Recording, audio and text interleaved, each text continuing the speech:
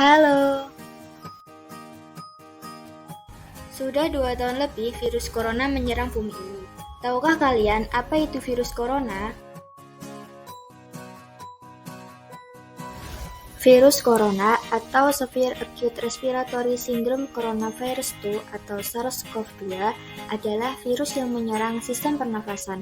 Penyakit akibat infeksi virus ini disebut COVID-19. Virus corona bisa menyebabkan gangguan ringan pada sistem pernafasan, infeksi paru-paru yang berat, hingga kematian. WHO menetapkan pada 11 Maret 2021 sebagai pandemi. Pandemi menyebabkan sistem perekonomian terganggu yang mengakibatkan PHK massal dan berubahnya pola konsumsi pada masyarakat. Lalu, selain sistem perekonomian terganggu, juga menyerang sistem kesehatan. Pandemi juga menyebabkan masalah sosial yang mengakibatkan jatuhnya korban jiwa. Sistem pendidikan juga terganggu sehingga muncul pembelajaran daring.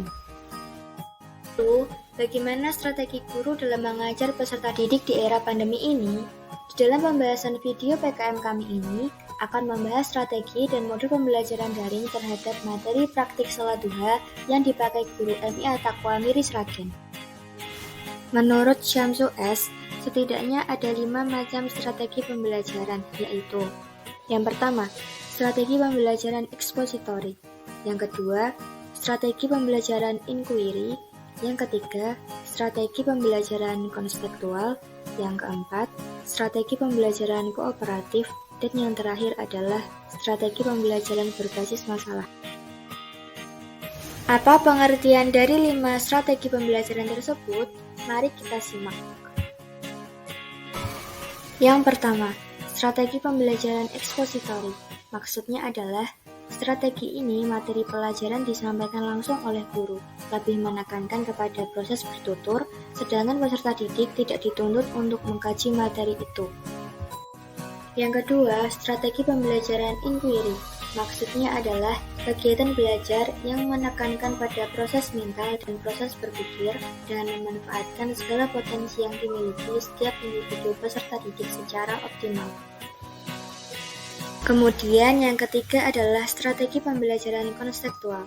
Maksudnya, konsep belajar yang menghubungkan antara materi pelajaran yang diajarkannya dengan situasi dunia nyata peserta didik, dan mendorongnya membuat hubungan antara pengetahuan yang dimilikinya dengan penerapannya dalam kehidupan mereka sehari-hari. Lalu yang keempat, strategi pembelajaran kooperatif. Maksudnya, strategi pembelajaran ini menggunakan sistem pengelompokan atau tim kecil yang mempunyai latar belakang yang berbeda. Sistem penilaian dilakukan terhadap kelompok.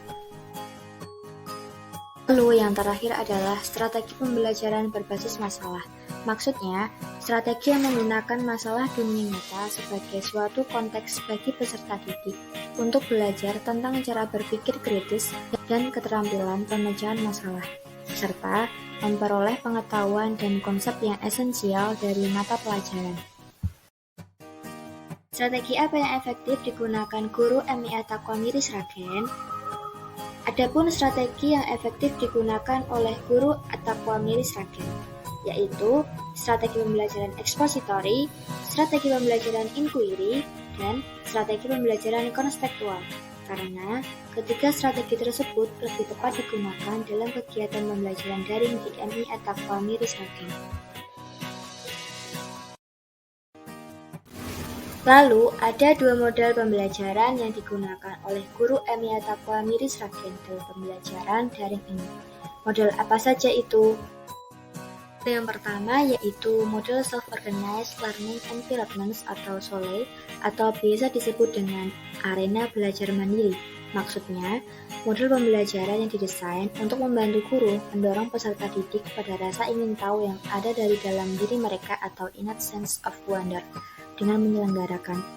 Yang kedua, blended learning, yaitu program pembelajaran efektif yang mencampurkan model pembelajaran tradisional, kolaboratif, mandiri, praktis, dan pembelajaran yang berdasarkan pengalaman.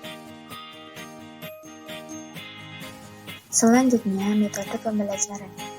Metode adalah cara yang digunakan guru untuk menyampaikan bahan pelajaran kepada peserta didik guna mencapai tujuan yang telah ditetapkan.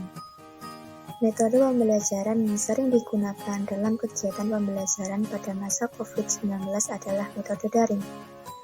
Adapun, dalam pembelajaran daring ini, guru di MI Attaqwa menggunakan media Google Meet, YouTube, WhatsApp dengan metode ceramah karena memungkinkan pengajar dan peserta didik dapat melangsungkan pembelajaran tanpa melalui tatap muka di kelas, dengan pemberian materi pembelajaran berupa slide PowerPoint, e-book, dan video pembelajaran.